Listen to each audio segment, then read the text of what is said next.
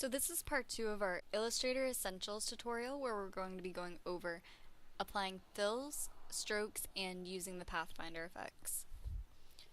So I'm going to start off by just creating a regular old square. I'm holding shift to constrain the proportions of that shape. And I'm going to go ahead and add a magenta fill.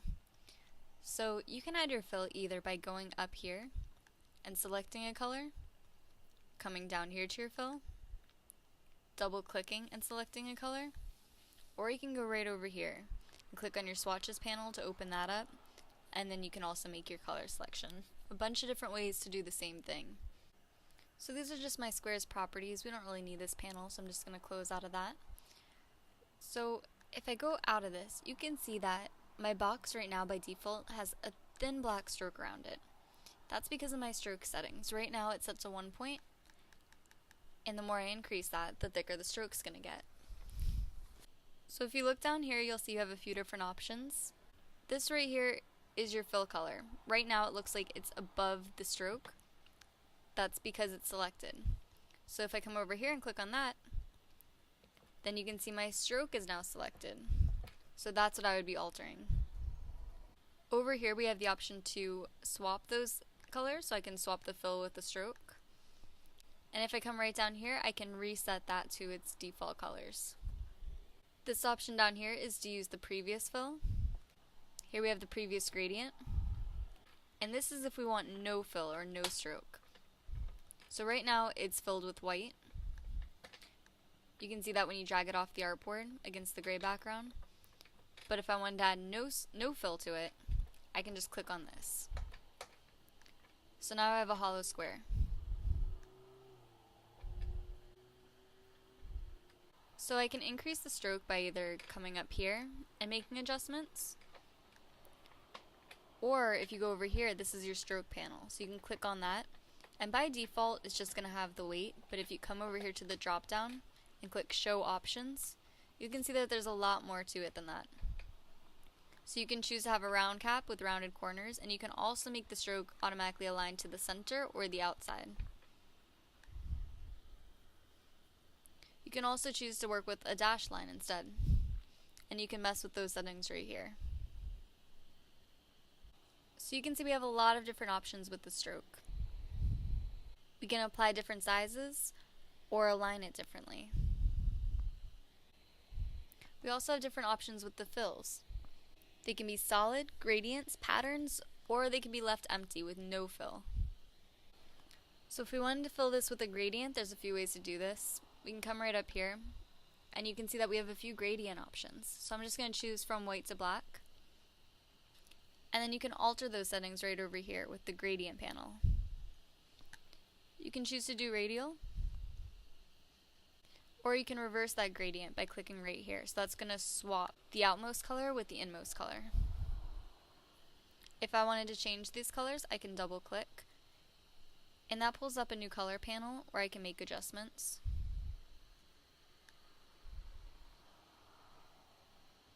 Or you could also choose to fill this with a pattern. So if you go back up here to your swatches, you can see that it gives you a few pattern options by default. You can also find more here by selecting this little icon and clicking on it. If you go to gradients, you'll find other gradient options, or patterns for a few different pattern choices. And you can also choose to create your own.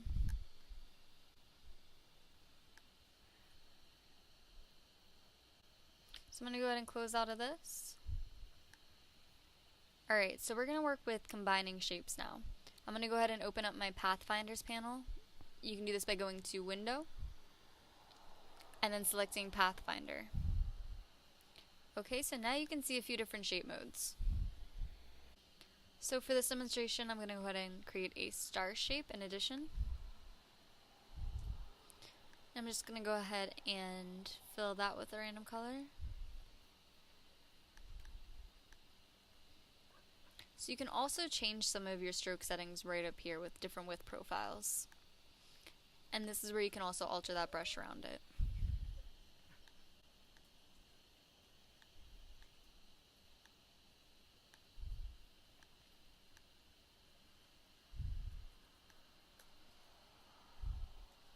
So I'm just going to place the shape over top of the other shape so we have them overlapping. And then you can come over here to your shape mode to kind of experiment. So what Unite does is it combines your two shapes. So you can see my star just merged with the square, and it took that fill and the stroke from the star. This is minus front, so literally whatever is in the front will disappear. So you can see it just cut out that shape. And then intersect will just take whatever is in the middle.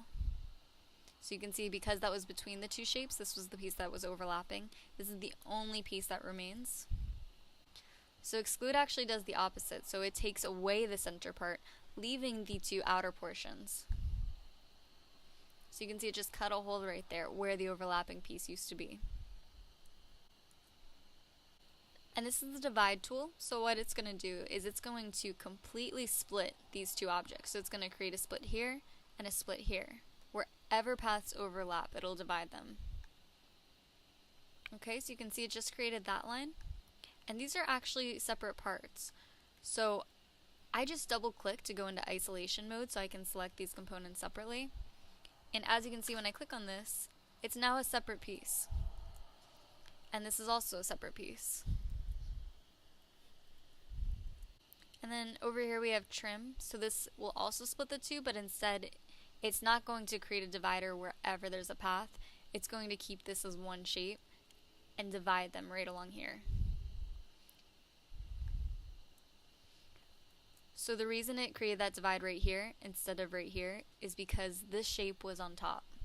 So this was the dominant shape, so that was the result of the cut. Merge is going to combine parts of the shape, so you can see the star just combined with this part of the square.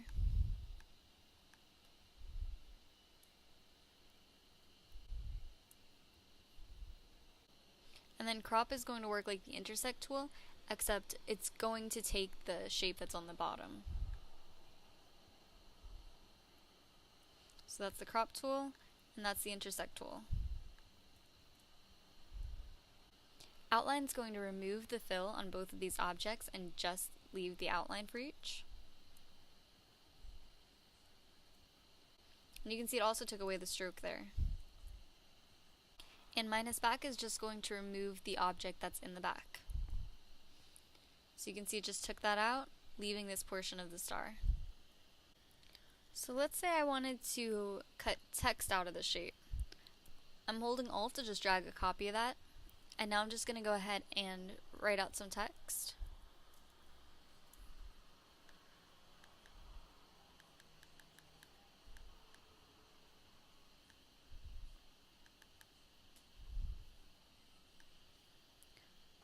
So I'm just going to drag this over my object, but you'll see now instead when I try to use my Pathfinder tools, nothing really happens with this text.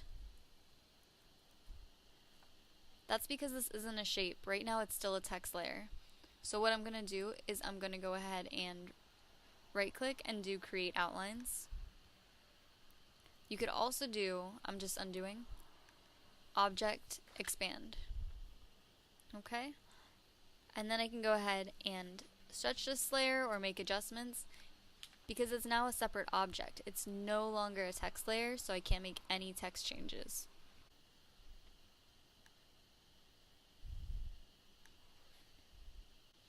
So now when I select the two of these, you'll see we'll get a different result. Now it's treating that text as if it were an object, and it is able to make that cutout. And again, if I wanted to remove this portion right here, I would just double click on that to enter isolation mode, and then I can just drag it away and delete it.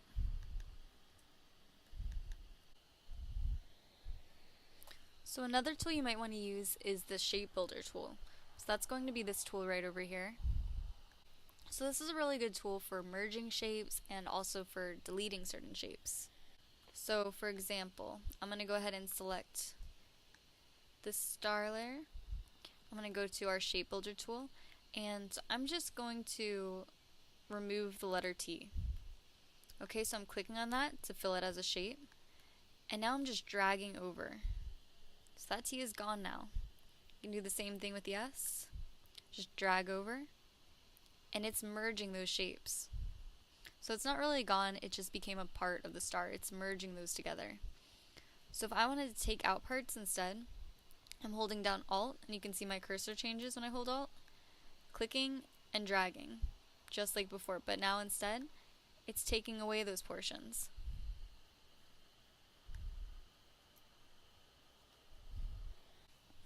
So if I wanted this weird star shape centered on my artboard, then all I would have to do is go ahead and select that object, and then right up here I can change the alignment options. So right now it's aligned to selection, so that would be useful if I had 2 items selected. But I'm going to go ahead and change that to align to artboard. So now I can horizontally align the center, and it is aligning it to my artboard. I can also do it vertically. So now it would be perfectly centered on my artboard. I'm coming over here to my swatches and choosing Open Swatch Library. And I'm just going to go up to Patterns. And I'm just going to fill this with a monster pattern. Okay, so it just pulled up this separate panel here with those patterns. If I wanted that just to be on the stroke, I can go ahead and swap these around and make that a little thicker just so it's visible. So gradients and patterns aren't limited to fills only, they can also be applied to strokes. So that concludes our Intro to Illustrator tutorial. I hope that gives you guys a little bit of a better understanding of how to use the pen tools, combine shapes, and also apply fills and strokes. If you have any questions, please feel free to shoot me an email at garritygraphics@gmail.com.